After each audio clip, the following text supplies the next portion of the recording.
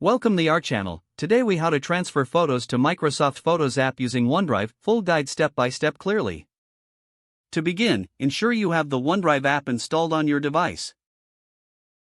Open the OneDrive app and sign in with your Microsoft account. Once signed in, tap the upload button typically found at the top of the screen. Navigate to the photo or photos you want to transfer. Select the photo or photos by tapping on them. After selecting, confirm the upload by tapping Open or Upload. Now, wait for the upload process to complete. Once the photos are uploaded, open the Microsoft Photos app on your computer. In the Photos app, click on the Import button located in the top right corner. Select from OneDrive from the drop-down menu. You will be prompted to sign in to your OneDrive account if you haven't already.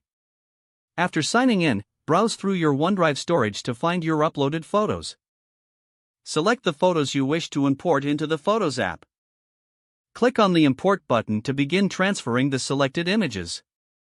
Wait for the import process to finish. Once completed, you can view your transferred photos in the Microsoft Photos app. If you want to organize your photos, create albums or folders as needed. You can also edit your photos directly within the Microsoft Photos app after the transfer. Enjoy managing and viewing your photos seamlessly with OneDrive and Microsoft Photos. If the page does not load, refresh the browser or try again in a private or incognito window.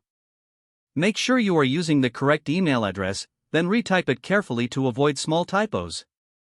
If your password is not accepted, use the reset option and create a new strong password you can remember.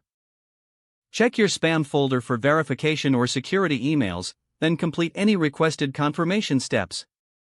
Enable two-factor authentication if available to improve account security and reduce unauthorized access risk.